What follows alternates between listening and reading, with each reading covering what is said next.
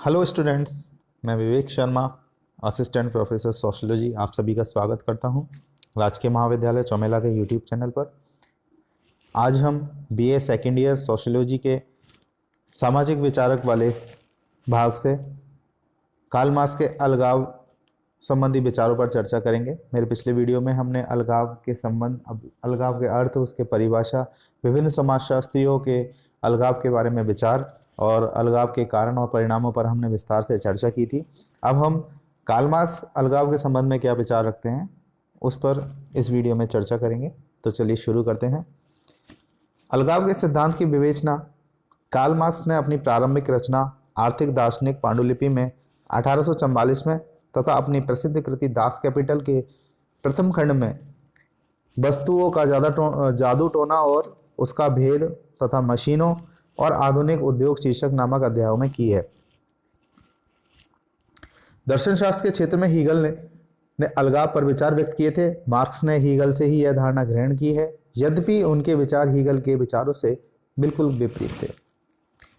जहां हीगल का अलगाव का सिद्धांत दार्शनिक और आदर्शवादी है, वहीं मार्क्स का व्यवहारिक एवं भौतिक जगत से संबंधित। मार्क्स ही वह पहला व्यक्ति था जिसने अलगाव की अवधारणा को समाजशास्त्रीय अन्वेषण का शक्तिशाली अस्त्र बताया। मार्क्स के लिए मानव जाति का इतिहास केवल वर्ग संघर्ष का ही इतिहास नहीं है, वरन मानव के बढ़ते हुए अलगाव का इतिहास भी है। मार्क्स के विचारों में अलगाव की अवधारणा का केंद्रीय स्थान है। पूंजीवादी समाज में अलगाव सर्वत्र ही मौजूद होता है तथा समाज की सभी संस्थाओं जैसे कि धर्म, अर्थव्यवस्था एवं राजनीति आदि को नियंत्रित करता है। मार्क्स का मानना है कि मानव इतिहास के दो पक्ष हैं। प्रथम, यह व्यक्ति का प्रकृति पर अधिकाधिक नियंत्रण का इतिहास है और दूसरा, यह व्यक्ति के अधिकाधिक अलगाव का सिद्धांत भी है। कार्ल मार्क्स के अनुसार व्यक्ति ही वह दशा है जिसमें उसके अपने कार्य एक पराई शक्ति बन जाते हैं, जो कि उसके द्वारा शासित न होकर उससे ऊंची शक्ति द्वारा, जो उसी के विरुद्ध है, शासित होते हैं। मार्क्स के अनुसार अलगाव कोई आत्मिक अथवा निरी प्राकृतिक स्थिति नहीं है, वरन यह निश्चित ऐतिहासिक अवस्था में मानवीय शोषण के कारण उत्पन्न दुख, गरीबी, अन्याय और अज्ञान का प्रतिफल है। अलगाव आधुनिक पूंजीवादी उत्पादन व्यवस्था की ही देन है। वर्तमान पूंजीवादी व्यवस्था में व्यक्ति की अपने द्वारा उत्पादित वस्तुओं, श्रम और सामाजिक संबंधों से विलग हो जाने के कारण कार्य के प्रति अरुचि हो जाती है। प्राचीन समय में मनुष्य अपने हाथों और सामान्य औजारों से उत्पादन करता था, न कि मशीनों से। इसलिए उसका उत्पादन के साधनों और उत्पादित वस्तुओं और ग्राहकों से सीधा संबंध होता था। उत्पादन करने पर उसे एक मानसिक संतोष मिलता था। किंतु वर्तमान पूंजीवादी व्यवस्था में उत्पादन के उपकरण, मशीन और कारखाने पूंजीपतियों के होते हैं। उत्पादन के लिए जरूरी कच्चा माल, पूंजी और उत्पादित की हुई वस्तु आदि सभी पर पूंजीपतियों का स्वामित्व होता है। उत्पादन की प्रक्रिया पर श्रमिक का कोई स्वामित्व नहीं होता है, इसलिए वह उत्पादन के औजारों, उपज और उत्पादन की प्रक्रिया के प्रति उदासीन होता है। अतः वह इन सबसे अलगाव महसूस करता है। इस प्रकार पूंजीवादी व्यवस्था श्रमिकों में अलगाव की भावना उत्पन्न करती है। श्रमिकों के श्रम और उपज में अरुचि धीरे धीरे उसे अन्य सामाजिक क्रियाकलापों और संबंधों से भी पृथक कर देती है। अब हम अलगाव के स्वरूपों पर चर्चा करेंगे। मार्क्स ने अलगाव के 4 प्रमुख आर्थिक सामाजिक स्वरूपों का उल्लेख किया है। उत्पादित वस्तुओं के प्रति अलगाव, उत्पादन की प्रक्रिया के प्रति अलगाव, स्वयं के प्रति अलगाव और साथियों एवं समुदाय के प्रति अलगाव। तो चलिए इन पर हम चर्चा कर लेते हैं। उत्पादित वस्तुओं के प्रति अलगाव।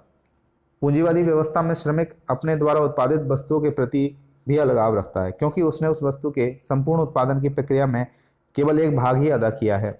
इसलिए वह दावे के साथ यह नहीं कह सकता कि वही एकमात्र उस वस्तु का निर्माता है। उस वस्तु के बेचने और खरीदने पर भी उसका कोई नियंत्रण नहीं होता। यही कारण है कि श्रमिक अपने द्वारा उत्पादित वस्तुओं से ही अपना अलगाव महसूस करने लगता है।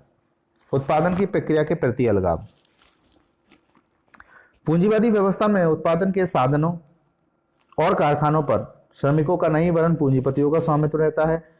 शोषण पर आधारित इस व्यवस्था में उत्पादन का उद्देश्य केवल मुनाफा कमाना होता है। साधनों से हीन मेहनत का लोग सिर्फ इसलिए श्रम करते हैं कि वे जीवित रह सकें, अन्यथा श्रम के प्रति उनकी कोई रुचि नहीं होती। उत्पादन में कौन से औजार काम में लाए जाएंगे, कौन सी वस्तु का उत्पादन होगा, वस्तु का मूल्य क्या होगा, उसे कब, कहाँ और कैसे बेचा जाएगा, इन सब बातों से मजदूर का कोई संबंध नहीं होता, क्योंकि इस बारे में सारे निर्णय पूंजीपतियों के ही होते हैं। ऐसे वातावरण में अलगाव की भावना उत्पन्न होना स्वाभाविक है। मार्क्स के अनुसार अलगाव इस प्रकार सामाजिक और आर्थिक परिस्थितियों की उपज है। मशीनों की उन्नति मानव श्रम को काफ़ी बहुत अनावश्यक बना देती है। मशीन जो होती है मजदूर वर्ग की के विरुद्ध पूंजी की लड़ाई में सबसे ज़बरदस्त हथियार होती है। श्रम के साधन सदा मजदूर के हाथ से रोटी छीन लेते हैं और मजदूर की उपज ही उसके रास्ते का एक शस्त्र बन जाती है। मशीनें मजदूरों के दुख दारिद्र्य को बढ़ाती हैं। मजदूरों में गरीबी, दास्ता, अज्ञानता, पाशविकता और मानसिक पतन की वृद्धि इससे होती है। श्रम के प्रति अलगाव। पूंजीवादी व्यवस्था में श्रम विभाजन के कारण श्रमिकों को जीवन पर्यंत एक ही प्रकार का कार्य करना पड़ता है, जिससे श्रम के प्रति उसकी अरुचि बढ़ती है।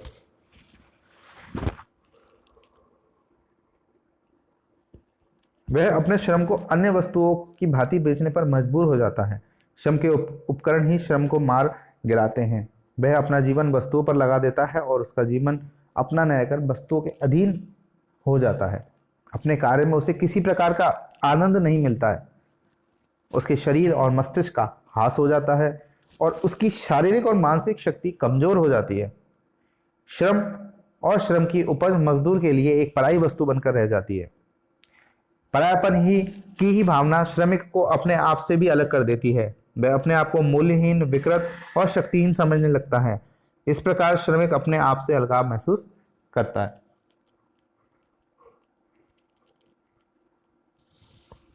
साथियों और समुदाय के प्रति अलगाव। पूंजीवादी उत्पादन व्यवस्था में व्यक्ति अपने प्रति ही नहीं वरन अपने साथियों, परिवार और समुदाय से भी अलगाव महसूस करता है। जब व्यक्ति को उदासीन होकर अपने आप का सामना करना पड़ता है तो उसे अन्य व्यक्तियों का भी सामना करना पड़ता है। अन्य व्यक्ति भी उसके प्रति उदासीन हो जाते हैं, जिसके फलस्वरूप वह सामाजिक जीवन से दूर हटता जाता है। अपने मित्र, पड़ोसी, परिवार के सदस्य और समुदाय के अन्य लोगों से वह दूर हट जाता है।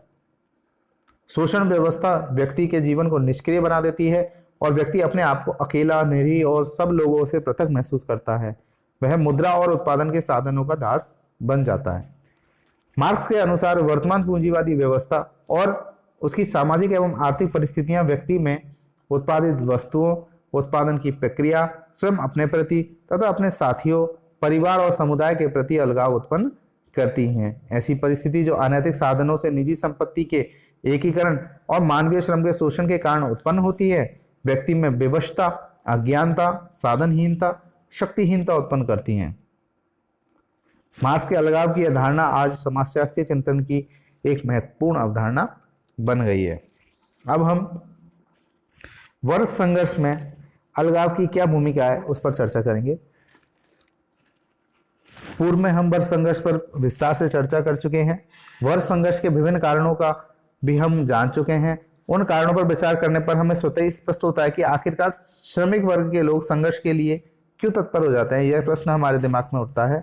अलगाव के कारण एवं परिणामों से भी यह स्पष्ट होता है कि श्रमिक वर्ग की उत्पादन कार्य के प्रति कितनी अधिक मात्रा में अरुचि उत्पन्न हो जाती है। इससे अधिक विडंबना क्या होगी कि एक श्रमिक अपने जीवन भर अच्छी से अच्छी वस्तुओं का उत्पादन करता रहता है, लेकिन उसके बच्चे, परिवार के सदस्य और वह स्वयं उन वस्तुओं का उपयोग नहीं कर सकता।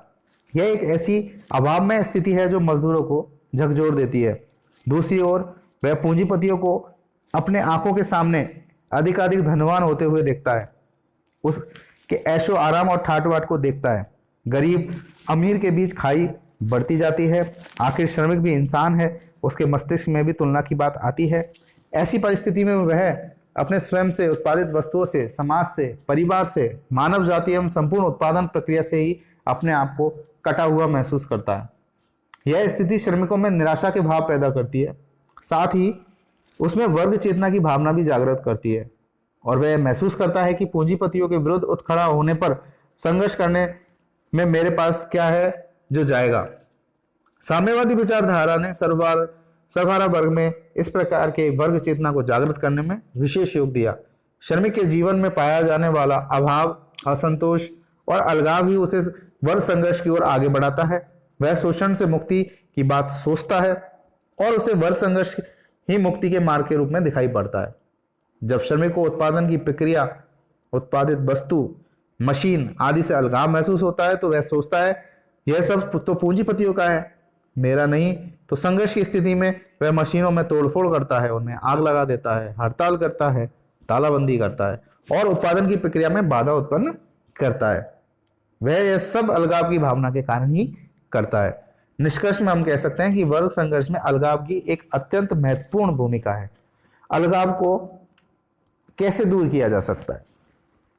मार्क्स ने अलगाव की विस्तृत व्याख्या नहीं की, वरन उसे हल करने के उपायों का भी उल्लेख किया है। अलगाव से मुक्ति पाने के लिए वे सामाजिक आर्थिक परिस्थितियों को समझने और उन्हें परिवर्तित करने का सुझाव देते हैं। मार्क्स कहते हैं कि सामाजिक उत्पादन के साधनों पर समाज का मालिकाना हक होने पर मानव को एक नया एहसास होगा, एक नई दिशा मिलेगी और वह अपने श्रम की प्रक्रिया में रुचि लेने लगेगा। जब उसका अपने काम के प्रति लगाव पैदा हो जाएगा तभी अलगाव की स्थिति को दूर किया जा सकता है और ऐसा समाजवादी एवं साम्यवादी उत्पादन व्यवस्था में ही संभव है, न कि पूंजीवादी व्यवस्था में। अतः पूंजीवादी उत्पादन व्यवस्था का अंत एवं साम्यवादी व्यवस्था की स्थापना से ही अलगाव का अंत संभव है। साम्यवादी व्यवस्था में उत्पादन के साधनों पर समाज का स्वामित्व होने पर उत्पादन पर व्यक्तिगत स्वामित्व समाप्त हो जाएगा, तब समाज में स्वार्थ का संघर्ष भी समाप्त हो जाएगा तथा मनुष्य पशु जगत से ऊंचा उठकर मानवीय जगत में प्रवेश करेगा। साम्यवादी व्यवस्था में राज्य का राजनीतिक प्रभुत्व भी समाप्त हो जाएगा, व्यक्ति अपना शासक स्वयं बन जाएगा, साथ ही वह प्रकृति का भी शासक बन जाएगा। पूंजीवादी व्यवस्था का विकास एक चरम बिंदु पर पहुंचकर अपना राजनीतिक और बौद्धिक दिवालियापन प्रकट कर देता है, जो समाजवाद की अनिवार्यता को प्रकट करता है। इसी संबंध में एंजल्स कहते हैं कि आज इतिहास में पहली बार इस बात की संभावना उत्पन्न हुई है कि सामाजिक उत्पादन के द्वारा समाज के प्रत्येक सदस्य को एक ऐसा जीवन उपलब्ध हो सके जो भौतिक दृष्टि से यथेष्ट संपन्न हो और दिनों दिन अधिक संपन्न होता जाए। यही नहीं बल्कि एक ऐसा जीवन उपलब्ध हो जिससे हर व्यक्ति की शारीरिक मानसिक शक्ति का उन्मुक्त और सुनिश्चित विकास हो। इस बात की संभावना इतिहास में पहली बार पैदा हुई है, लेकिन हुई अवश्य है। इस प्रकार से मार्क्स के अनुसार अलगाव की समस्या का समाधान श्रम विभाजन और उत्पादन के निजी स्वामित्व के विरोधाभासों को दूर करने पर ही संभव है। साम्यवादी व्यवस्था में ही श्रमिक एवं मेहनतकश लोगों का निरंतर विकास संभव है और व्यक्ति का स्वयं से, श्रम से, उत्पादित वस्तुओं से, समाज से, राज्य एवं प्रकृति से अलगाव नहीं रहेगा। तो बच्चों, आज हमने कार्ल मार्क्स के अलगाव पर विस्तार से चर्चा की। मैं उम्मीद करता हूँ कि आपको मार्क्स के अलगाव संबंधी विचार अच्छे से समझ में आए होंगे और मेरा वीडियो अंत तक देखने के लिए मैं आप सभी को धन्यवाद देता हूँ।